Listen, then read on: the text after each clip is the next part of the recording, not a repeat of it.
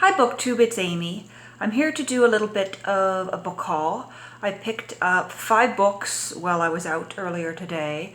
I stopped into the Book Bazaar and Black Squirrel Books, which are my 2 favorite used bookshops here in Ottawa, and I came away with 5 books that are all inspired by recent reading I've been doing. I've been following, as I often say, I've been following the rabbit hole, and this is where the rabbit hole has led me. That is my Christmas tree behind me. It's my very first full-size Christmas tree that I bought since I've been on my own. I've had this teeny tiny, about a foot high, pre-decorated tree that I've used as my quote Christmas tree the past 3 years, but this year I thought I've got my own apartment, I've got all this empty space in here because I haven't bought a couch or extra chair, so I've just got half of the living room still empty, and I thought, why not? There was this nice pre-lit tree on sale at Canadian Tire for $70, so I went out and got it after work yesterday, picked up some decorations at Walmart, and yep, that's my tree, my 6.5 foot tree. I know it's a little bit early to be decorating for Christmas, but I always figure, after Remembrance Day, it's pretty much fair game for Christmas decorations. There's nothing standing in the way between us and Christmas. Plus, I was really in the Christmassy mood because people have decorated their houses, and the past week we've gotten a whole bunch of snow here, and it's like minus 20 out, so it definitely feels like winter. So I thought, why not get into the Christmas mood? And these Christmas balls I got at Walmart, they're covered in glitter. So now my chair is covered in glitter, I'm covered in glitter. I was trying to vacuum everything up, but I'm going to be finding glitter for days, potentially years. But yeah, that's my beautiful tree. I really love Christmas, so I am all set for the holiday season. And today I've been sitting here in my apartment next to that tree, reading. I've been reading Virginia Woolf. I've been reading more biographies about Louisa May Alcott. And it was my reading about Louisa May Alcott that inspired a couple of the books I picked up here. I'm just going to open this can I've got here. I picked up one of my favorite ciders from the LCBO on my way home. This is the Brickworks cider, and this is their Queen Street cider. It's quite good. It's a semi-sweet cider, so it's more of a tart one. I do prefer the tart ciders to the sweet ones like Summersby. Summersby absolutely sucks. It's way too sweet. Okay, Black Squirrel Books. So I went to Black Squirrel Books and I looked under Louisa May Alcott. Usually when you go into a used bookstore, it's just Little Women for days. Sometimes you see Little Men or Joe's Boys. But I was lucky enough to find this one, The Modern Mephistopheles by Louisa May Alcott, with an introduction by Octavia Davis. And I recall reading a little bit about this in the biographies that I've read of Louisa May Alcott. It is not one of her children's books. I would say she wrote more books and more stories for adults than she ever did for children, but of course she's more well known for her children's books, and it's those ones that are still in print. From what I understand, she did a lot of pulp writing under a pseudonym, and this is one of her lesser known works.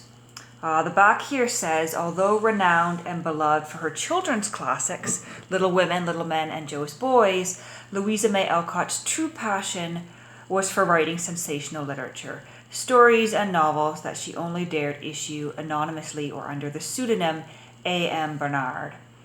Her favorite among these adult fictions, A Modern Mephistopheles, was first published anonymously in 1877 and has been rediscovered and published under Alcott's name just within the past 10 years. This chilling tale of lust, deception, and greed begins on a midwinter night as Felix Canaris, a despairing writer about to take his own life, is saved by a knock at the door. His mysterious visitor, Jasper Helwiz, promises the poor student fame and fortune in return for his complete devotion. The embittered Helwiz then plots to corrupt his overly ambitious protege by artfully manipulating the innocent and beautiful Gladys. When Helwiz decides that he wants Gladys for himself, Felix must defend the adoring young woman from the corrosive influence of his diabolical patron. A novel of psychological complexity that touches on controversial subjects such as sexuality and drug use. So yeah, if you only know Louisa May Alcott from Little Women, you would be surprised to learn that around the same time she was publishing all those novels for children, she wrote a novel about sexuality and drug use. So I'm excited to read this novel and dig into some of her adult literature. So that was a great find, and it was only $5.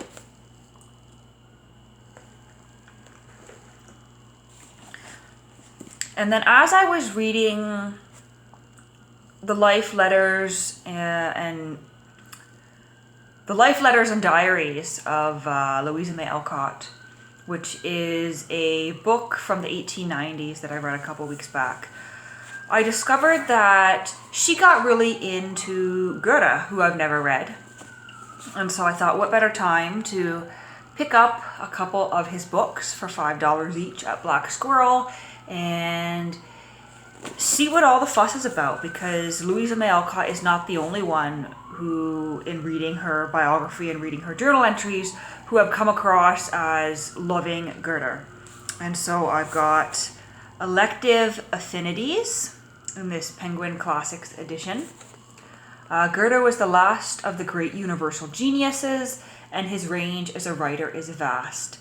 Elective Affinities, this strange title stems from a current chemical theory on which the tale is based. It is a fictional work which depicts the emotional turmoil into which Edward and Charlotte are thrown by the introduction into their home of two fresh faces. Goethe had lived with Christine Volupes for 18 years before he married her in 1809. Less than 2 years later, he fell in love with a girl of 19, and Elective Affinities is a reflection of the conflicting loyalties in his heart, as well as being a witty portrayal of the life of the landed nobility in Germany at the beginning of the 19th century. If you've read this author, let me know if this is a good place to dive into him. I know he has a famous work which I believe is written in a poetic format. There was a copy of that, I believe it's Faustus or something along those lines. There was a copy of that, but it was an Oxford World Classics edition. Nice, faux leather binding, and they wanted $30 for that, and I wasn't willing to pay that much for something that I knew nothing about. I definitely will spend more if I like an author, but if I haven't read an author yet, I'm not going to spend the big money for the nice edition. But I also picked up The Sorrows of Young Werther and Novella. This one is translated by Elizabeth Meyer and Louise Bogan. Poems translated by W.H. Auden, and the foreword is by Auden as well. So there's two works in here, and the back doesn't tell me anything about them.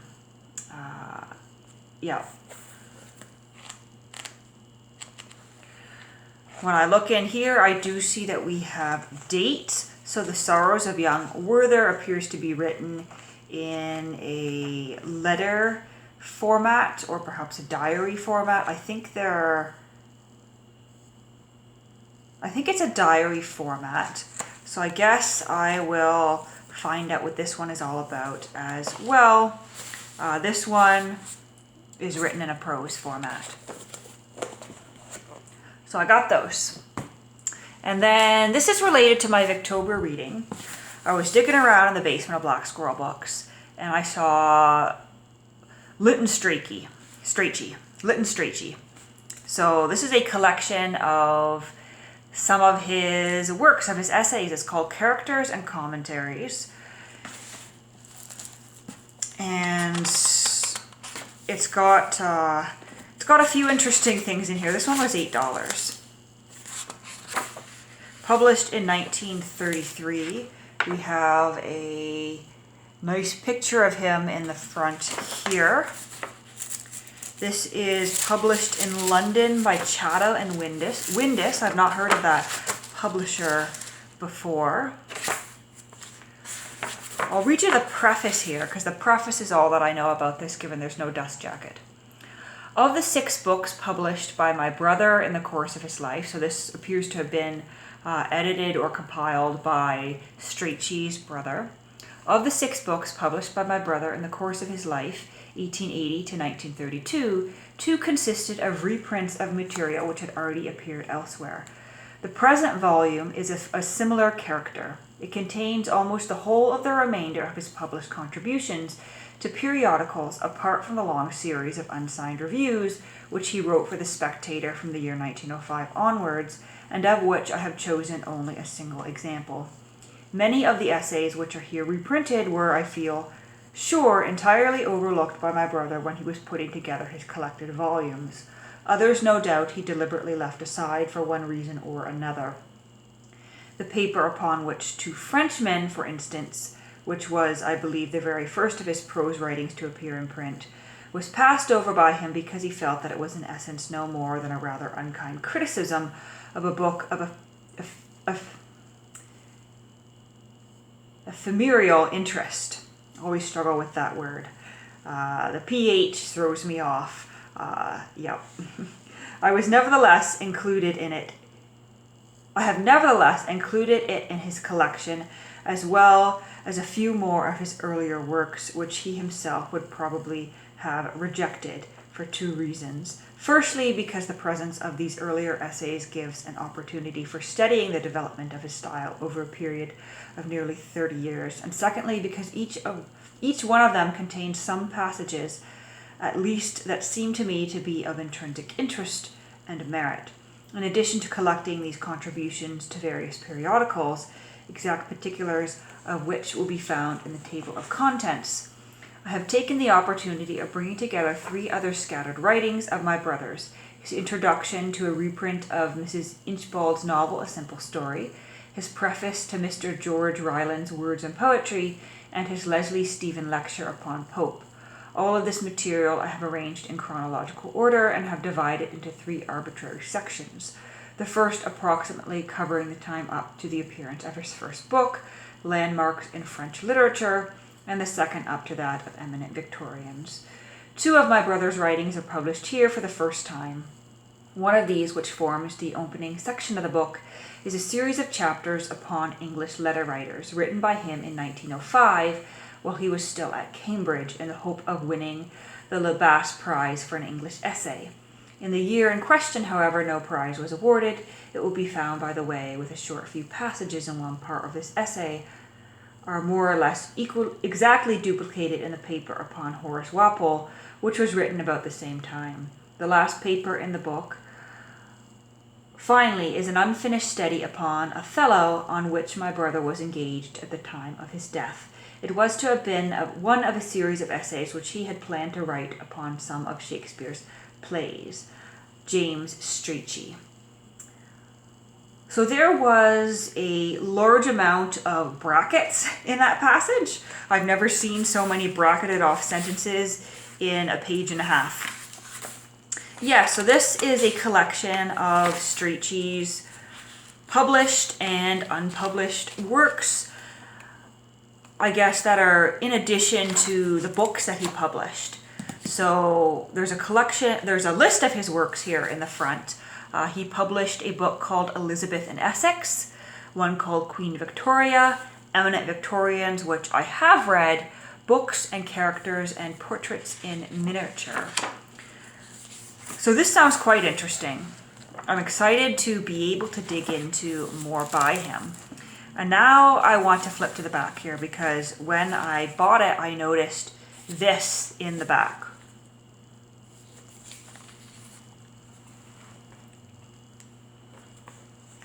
So first here, I have a newspaper or a magazine clipping from the New Statesman, 23 February 1968, Menage à Cinq by Leonard Woolf.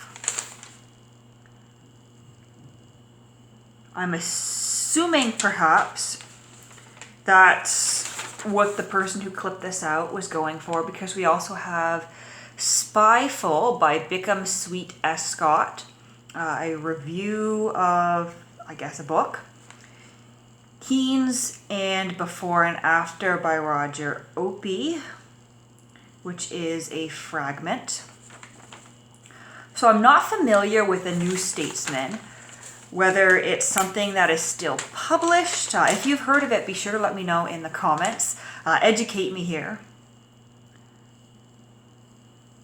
Mr. Holdride's second volume, which recounts Lytton's considerable achievements, is itself a considerable achievement. It is in every way a much better book than his first volume. So this appears to be, yes, so it's a review of a critical biography of Lytton Strachey. A Critical Biography, Volume 2, The Year of Achievement, 1910 to 1932, by Michael Holdroyd. So that indicates there was a Volume 1 published at one point. So if I want to read more about Strachey, this is a clue. I can try to find that biography. What else do we have here? Okay. Ironic Iconoclast, MD Literature. So this is a complete publication, a complete magazine or journal here.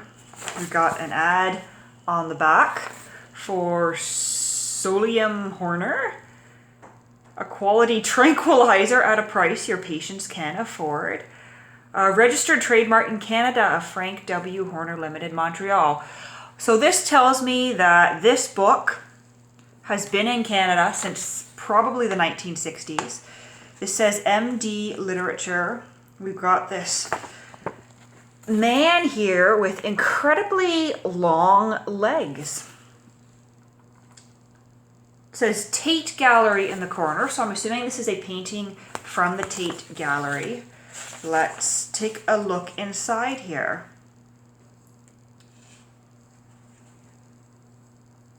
Yep, this is something more about Strachey.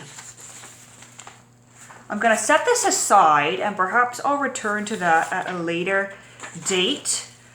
Oh, we have another newspaper clipping here.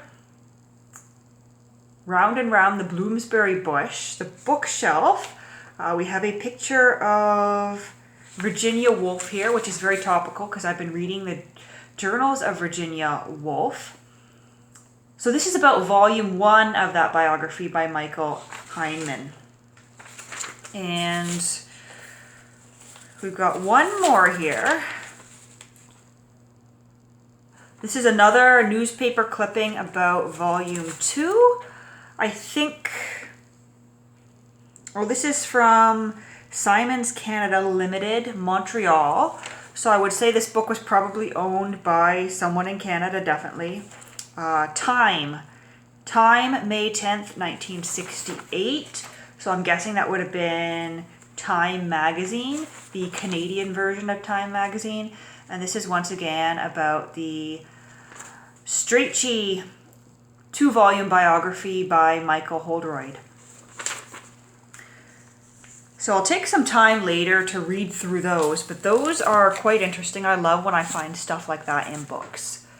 One last book here though, and this is the belle of the ones I picked up. Les Belles Images by Simone de Beauvoir. This is a first English edition translated by Patrick O'Brien. It was $30 at the Book Bazaar. And this was published after the Mandarins, and I have not read it, so that's exciting that I get to read what is, to me, a new Simone de Beauvoir novel. I had heard about this one, but I've been unable to come across a copy, and looking for it online, I was hesitant to order a copy, given that everything I was seeing was $30 to $40, and given the title itself is in French, I wasn't sure whether what I was getting was going to be the English translation or whether I would have gotten just a French novel, because unfortunately a lot of listings online for used books don't include translators. So yes, I did hold off getting this one, but I'm excited to have it now, and I'm probably going to sit and begin reading immediately tonight. I love Simone de Beauvoir, and it's exciting to be able to read something that's new to me. So we've got the author's portrait on the back here. Simone de Beauvoir's first novel since the publication of the best-selling The Mandarins in 1956, Les Belles Images delves beneath the surface glamour and sophistication of Parisian society to reveal the hollowness of life based on the pursuit of the glitter of that world. Les Belles Images, for more than a year, Les Belles Images has dominated the bestseller lists of France. Laurence is young and attractive, married to a successful architect, herself an established advertising executive. She believed that life was somewhat like the ideal glossy existences portrayed in the popular magazines. Hers was the material world with sexual freedom and a nervous tension equally common to Americans and Europeans. Yet she was not happy, and she developed a profound disgust with her society, her century. This vague discontent became crystallized in her inability to answer her young daughter's anxious queries about the meanings of their lives. In order to save her daughter, who is suffering from more than the usual adolescent confusion, she is forced to look within herself to find the strength. She needs to rise above Les Belles Images. Simone de Beauvoir brings to this story all the knowledge and insight that went into her monumental second sex to create a work of unquestionable beauty and significance. The problems which plague Laurence must be confronted by every thinking woman who has been dazzled by our consumer civilization. So this is from J.P. Puntum Sons in New York. And let me just check the publication dates here. So as I said, translated by Patrick O'Brien. I do find that his translations are quite good. So this is the first American edition, published in English in 1968. The French copyright is 1966. So there was a 2-year gap between the original publication in French and the first publication in English in the United States.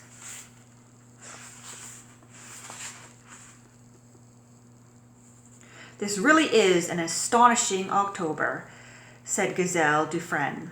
They nodded agreement. They smiled. A summer heat flooded down from the blue-gray sky. What have others got that I haven't? Their eyes glided over the unflawed picture from the glossy magazines Placer de France and Votre Maison had reproduced, the farmhouse bought for a song, or at least, shall we say, for an aria, and done up by Jean Charles at the cost of a grand opera. Don't worry about the odd million, Gilbert had said. The roses against the stone wall, the chrysanthemums, the asters, the dalilahs, the loveliest in the whole of the Ile-de-France, said Dominique. So this is interesting. On the first page, there are no periods. There are brackets, there are semicolons, there are commas. Yeah, we get to the end of the second page before we see a period. That's interesting. So let me know if you've read any of these books or if you have any thoughts on them, and I hope you have a wonderful night.